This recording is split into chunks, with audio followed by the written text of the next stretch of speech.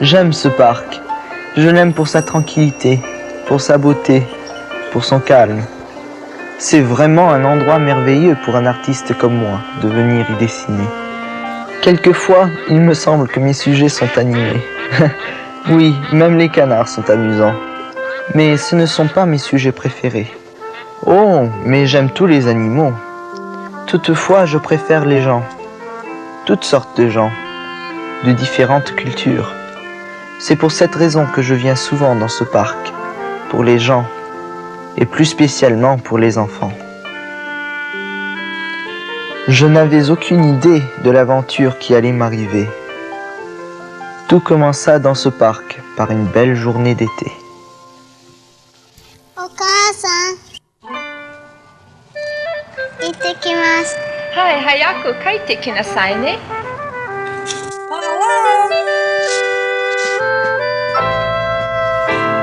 Be home early.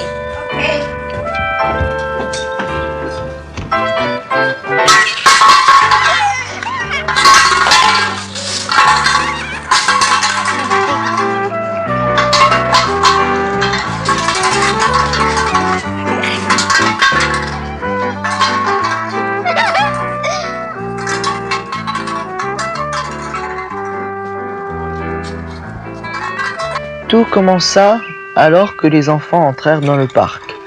Ils étaient tous excités, sauf une. Son nom, Kelly, une fille très spéciale. C'est son aventure que je devais partager. Une fille calme et sensible. Son regard triste disait tout.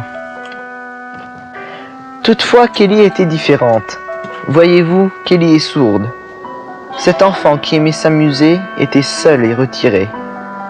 Elle était isolée du monde, des autres enfants, des adultes et de Dieu lui-même. Sa grand-mère était son seul réconfort, mais elle devait travailler durement pour survivre. Oh, j'oubliais son ami, un dauphin en peluche, Flipper.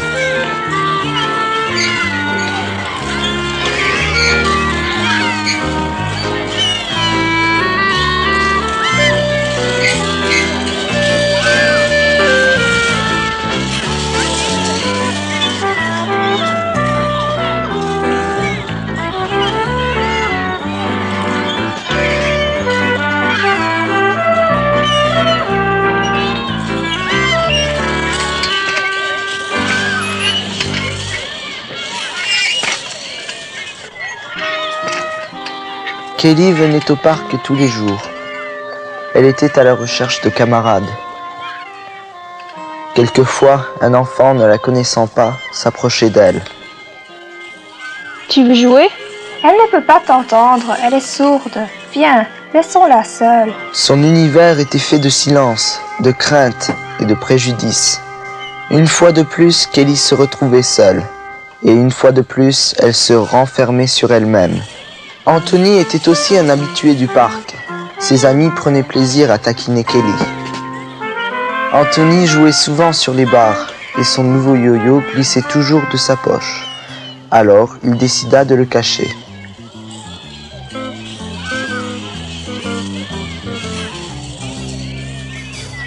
Malgré sa surdité, Kelly s'arrangeait toujours à faire ce qu'elle voulait. Les amis d'Anthony la taquinaient. Alors, elle voulait se venger.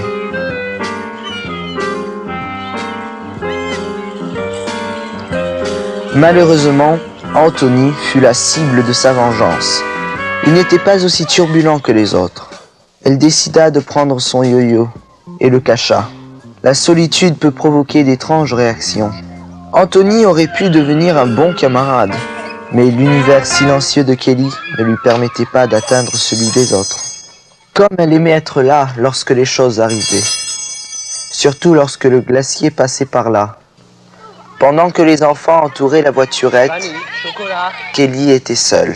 incapable d'entendre ni les enfants, ni la petite charrette du glacier. Étant isolée des autres, elle devenait la cible parfaite pour les amis d'Anthony. Hé, ma voiture! Hé, arrêtez! Ma voiturette! Hé, prenez garde! Attention! Hé, la fille, attention! Prenez la fille, attention! Arrêtez! Attention! Ça va? Rien de cassé? Elle ne peut pas t'entendre, elle est sourde. C'est Anthony qui a retrouvé son ami Flipper et le lui a rendu. Anthony éprouvait de la sympathie pour Kelly. Il se sentait embarrassé. Toutefois, son geste amical et une glace à l'eau ne pouvaient empêcher les autres enfants de la considérer comme une curiosité. Surtout Bill. Pendant un court instant, elle était devenue le centre d'attraction. Et puis, comme par le passé, elle se retrouvait seule.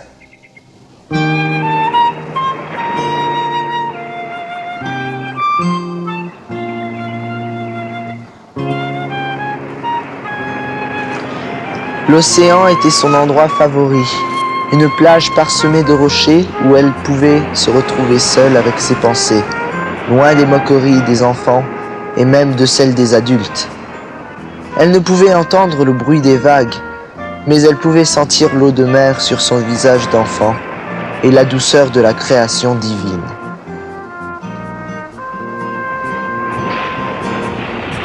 C'est là que j'ai rencontré Kelly. J'étais attiré par le bruit d'une boîte de conserve sur laquelle Kelly aimait tapoter. Non, elle ne pouvait pas entendre le bruit, mais elle percevait les différentes vibrations émises par les tapotements. J'entendais le bruit et cela m'irritait. Je ne me doutais pas qu'en venant à la plage et qu'en la voyant, Kelly était sourde. Et lorsque je lui demandais ce qu'elle faisait, je ne réalisais pas qu'elle ne pouvait pas m'entendre. De lui dire de s'arrêter ne produisait aucun résultat non plus. Ce n'est que lorsque Robbie, un jeune garçon du parc, me renseigna que je compris qu'elle était sourde. J'avais quelques instants plus tôt distribué des traités à quelques enfants du parc. Il m'en restait un.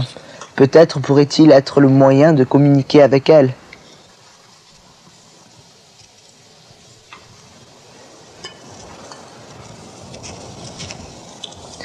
Mon erreur fut de croire que pour garder le traité biblique, Kelly pouvait être achetée par des bonbons. Mais qu'est-ce qu'un traité pour quelqu'un qui ne sait pas lire? J'ai presque perdu le traité, mais j'ai définitivement perdu les bonbons. Le plus grand problème était peut-être le manque d'amour dans la vie de Kelly. Mais elle avait besoin plus que de la sympathie, bien plus que d'un traité, et certainement plus que de la pitié. Je désirais que sa vie et son univers silencieux soient remplis de l'amour de Dieu. Quelque chose attirait son attention. Mes dessins capturèrent son regard. Aventure, dessin, personnages bibliques. Elle était intriguée. Trop souvent, nous nous sentons inconfortables en face d'une personne handicapée, si bien que notre timidité nous oblige à ne ressentir rien d'autre que de la pitié. Si je devais consentir à respecter la personne que Kelly représente et à pénétrer son univers, je devais d'abord me débarrasser d'un tas d'idées préconçues. Je devais me démettre de mes notions sentimentales envers les enfants et faire face aux réalités. Kelly était une réalité. D'un autre côté, elle représentait bien plus qu'une autre occasion de partager mon témoignage chrétien. Elle était un être que Dieu aimait. Elle était spéciale pour Dieu et Dieu avait quelque chose de spécial pour elle. Je savais que Dieu voulait toucher Kelly d'une façon exceptionnelle, mais si je devais être son instrument d'amour, je devais aussi faire l'impossible pour la rencontrer sur son propre terrain. Cela voulait dire apprendre le langage des signes. J'avais besoin d'étudier ce nouveau langage. C'est alors que je visitais mon pasteur pour lui demander de m'aider et de me prêter des livres. Tiens, Jean, ça peut t'aider. Merci, pasteur. Au revoir. À ton service. Le club biblique devait bientôt commencer et je devais faire des dessins pour les enfants. Avec le temps libre que j'avais, j'essayais d'apprendre à parler avec mes mains.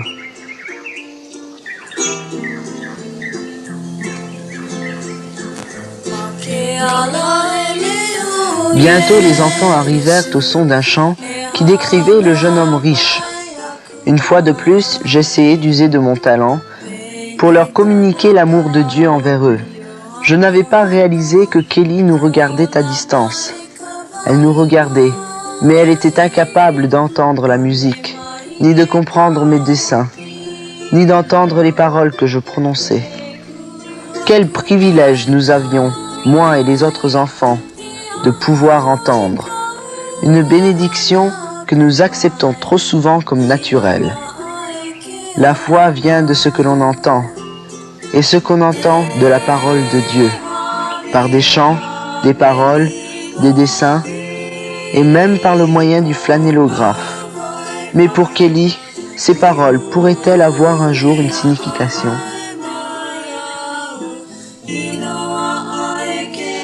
Et un jour, Jésus fut mis sur la croix. Pourquoi est-il mort ? Parce qu'il nous aimait et il voulait que nous puissions aller au paradis. Christ devait mourir sur la croix pour leurs péchés. Il est mort parce qu'il nous aimait, vous et moi. Jesus loves me, this I know, for the Bible tells me so. Little ones to him belong. They are weak, but he is strong. Yes, Jesus loves me. Yes, Jesus loves me. Yes, Jesus loves me. The Bible tells me so.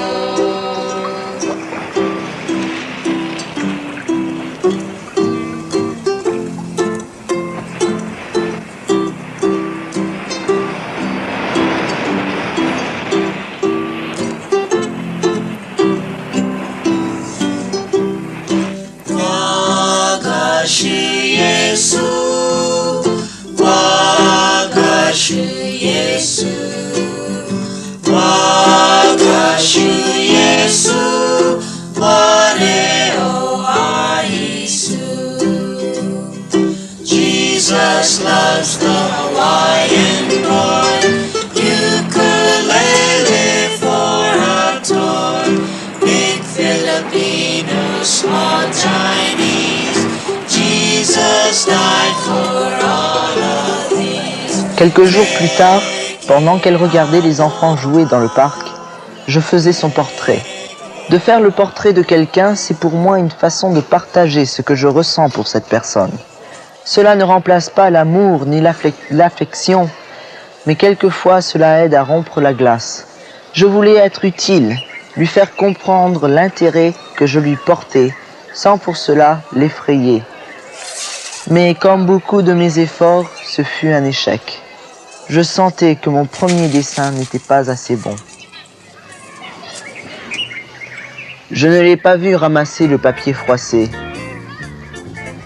Je ne l'ai pas vu non plus s'en aller. J'aurais bien voulu, car j'aurais su ce que Bill et ses amis avaient l'intention de faire.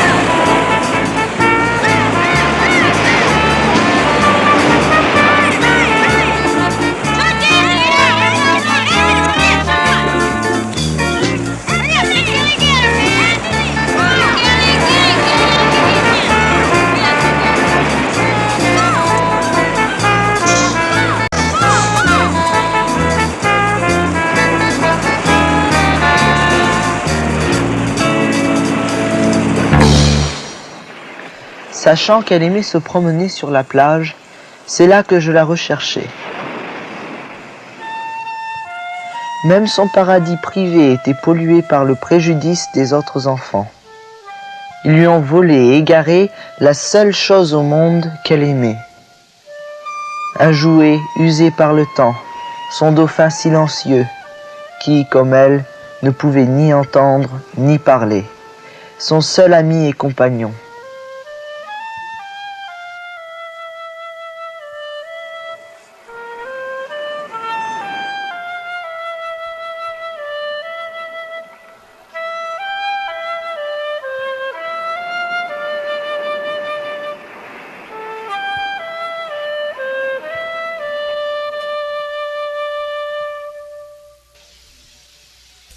Une semaine plus tard, alors que Kelly se retrouvait seule, je décidai de m'approcher d'elle et essayer le langage des signes que j'avais appris. Les seuls signes que je connaissais étaient « Salut » et « Comment vas-tu ?» Ce fut la première fois qu'elle me souriait et elle voulait communiquer avec moi avec beaucoup de signes. Malheureusement, je ne connaissais que ces quelques signes. Cela fut un grand pas en avant. Je pris l'occasion de lui montrer une brochure sur le parc aquatique. De ce pas, nous rendions visite à sa grand-mère qui nous donna la permission de visiter l'aquarium.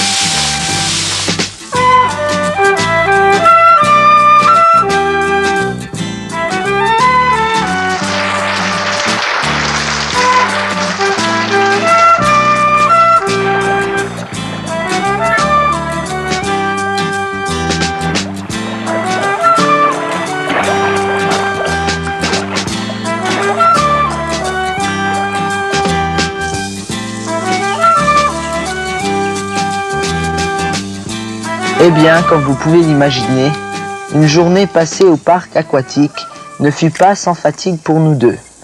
Nous décidions de manger un sandwich. C'est ici que je voulus faire quelque chose de très spécial, une surprise. Et mes dessins sur les activités au parc aquatique ne furent pas la seule surprise pour Kelly. Je lui offris un nouveau flipper. Je ne sais pas ce qu'elle aimait le plus, son nouveau flipper ou mes dessins.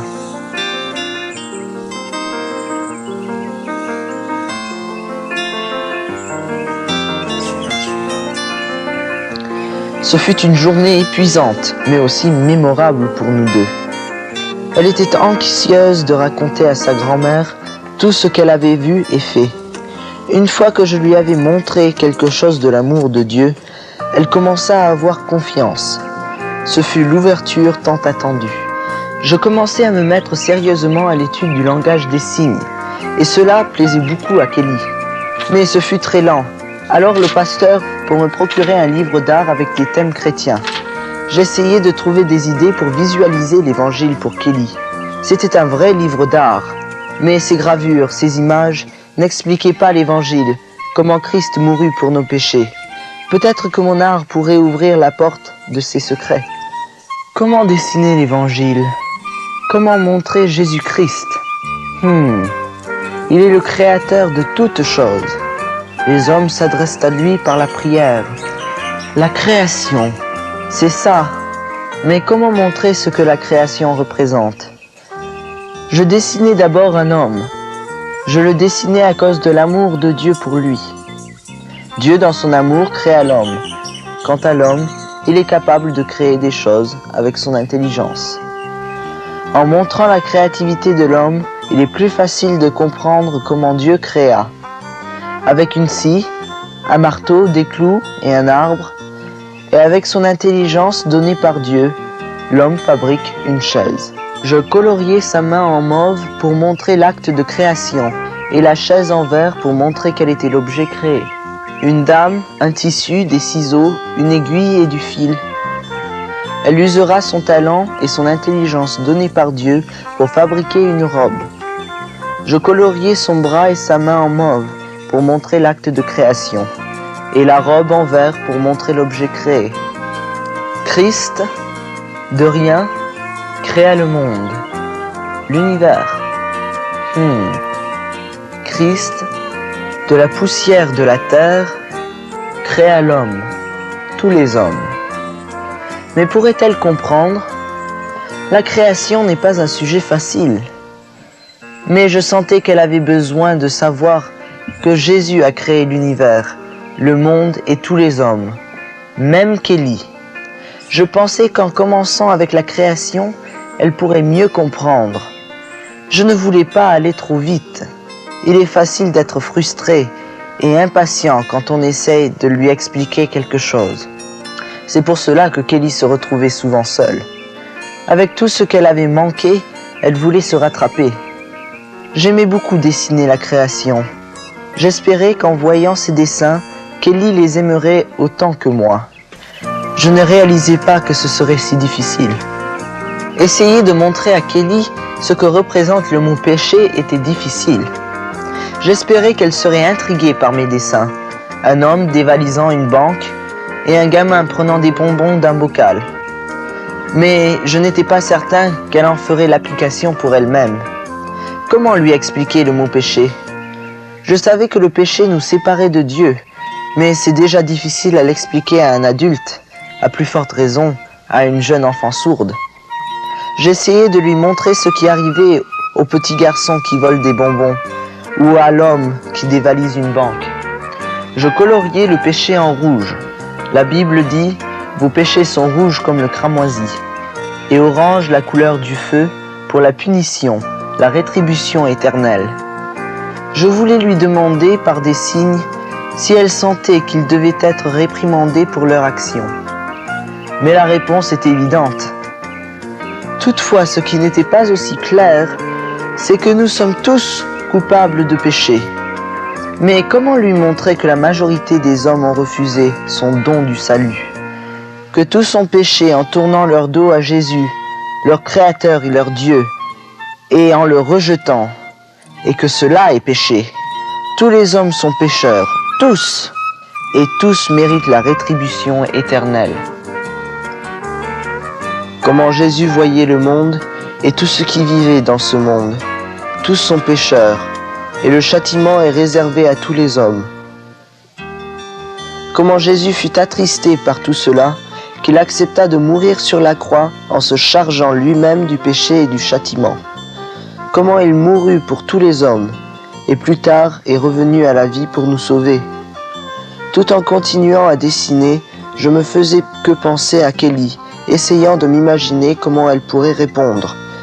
Il me semble que je n'ai jamais autant réalisé l'importance de l'amour de Jésus qu'il donna sa vie pour nous, qu'à ce moment lorsque je m'efforçais de le partager avec elle en préparant mes dessins.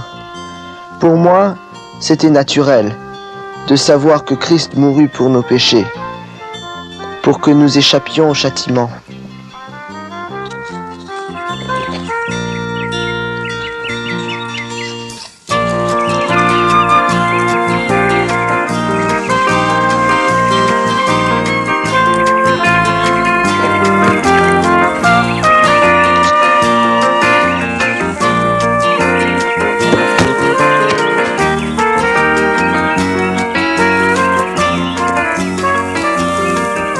Je sentais avoir suffisamment gagné sa confiance pour lui partager ce qui était sur mon cœur. J'espérais, alors qu'elle s'approchait pour regarder quelques-uns de mes dessins. Mais elle semblait inintéressée. Quelle déception! Tout ce travail pour rien. Viens me pousser. D'accord. Peut-être que plus tard elle sera intéressée. Je l'espère. Kelly n'était pas la seule enfant dans mon univers. Je n'étais pas préparé à l'attachement croissant que Kelly me portait. Cela la rendait extrêmement protective de nos relations. Elle était jalouse. Elle trouvait quelqu'un qui l'aimait et ne voulait pas le partager avec qui que ce soit. Elle avait goûté l'amour de Dieu. Mais la question se posait toujours, pourrait-elle jamais partager cet amour de Dieu avec d'autres ?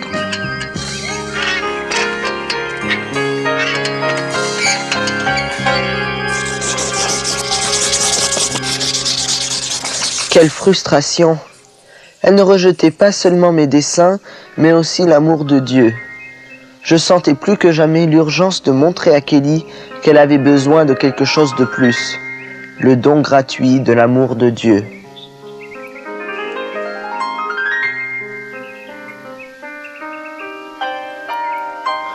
Je recommençai à dessiner. Je voulais lui montrer ce que Jésus-Christ avait à lui offrir. Mais comment exprimer la vie éternelle avec lui? Pourrait-elle comprendre que Dieu l'aimait alors que son univers était fait de confusion et d'incertitude?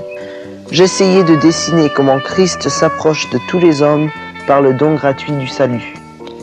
Beaucoup le rejettent, aussi bien les hommes que les femmes, et même les enfants.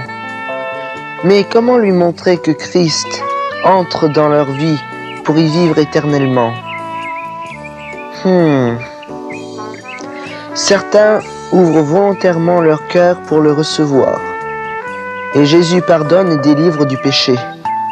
Il les libère du châtiment et vient s'asseoir sur le trône de leur vie pour la diriger, pour leur donner le salut, la paix, la liberté et une nouvelle direction, pour être leur roi pour l'éternité.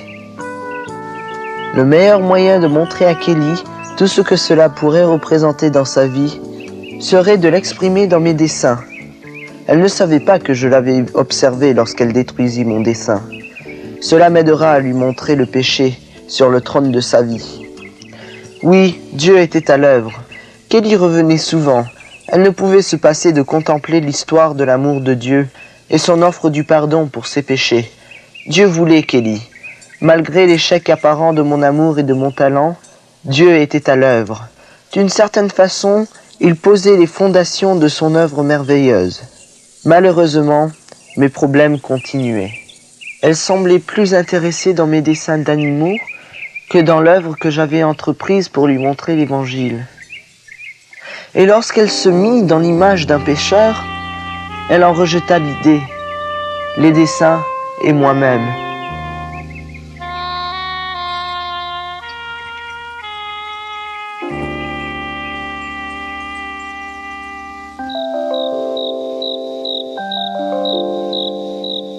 Cette nuit-là, alors que Kelly dormait, Dieu était à l'œuvre dans son cœur.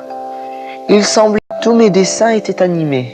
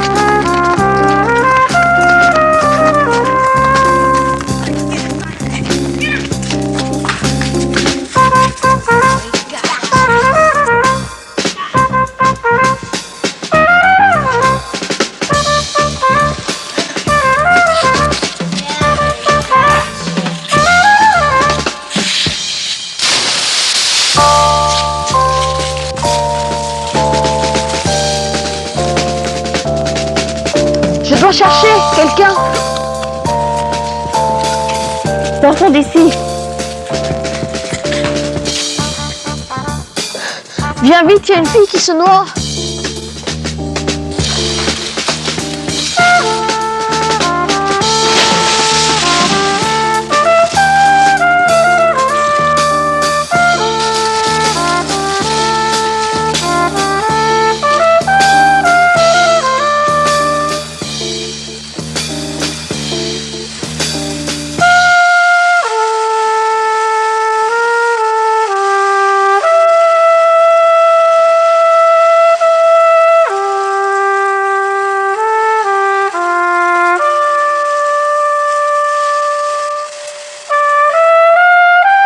Alors que nous arrivions à l'église, Kelly n'était plus effrayée.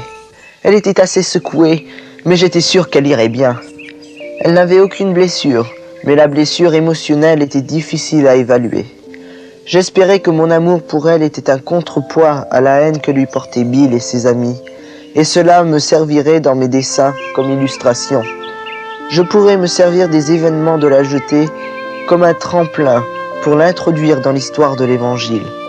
J'espérais que Kelly verrait le parallèle entre risquer ma vie pour la sauver de la noyade et Christ offrant sa vie pour tous les hommes. Lorsque je lui montrais que Jésus prit sur lui-même le péché de tous les hommes, elle semblait comprendre. Elle devenait intéressée. Elle se reconnaissait dans le dessin. Je l'aimais malgré tout le tort qu'elle m'avait fait, tout comme Christ aimait le monde et Kelly malgré son péché. Elle reconnaissait le péché sur le trône de son cœur. Alors elle se saisissait du dessein de Christ et le laissa pousser le péché hors de son cœur. Oui, Kelly venait d'accepter Jésus-Christ dans son cœur. Kelly, comme chacun de nous, avait besoin d'être éprouvée. C'est le genre de conflit qui sépare la foi réelle d'une simple expérience émotionnelle. Sa foi était-elle réelle? L'amour qu'elle avait était-il suffisant? Pourrait-elle aimer ceux qui se sont moqués de son handicap? Je l'ai! C'est à moi.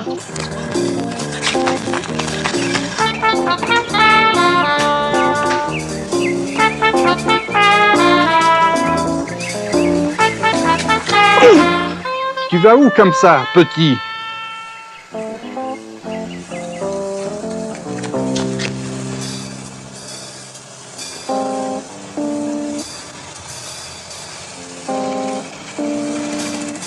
Salut. Alors les enfants, ça marche? Ce fut une bonne occasion pour Kelly de se venger de Bill. Se vengera-t-elle? Il va sans dire que Bill était très confus. Plutôt que de se venger, Kelly partageait ses dessins avec lui.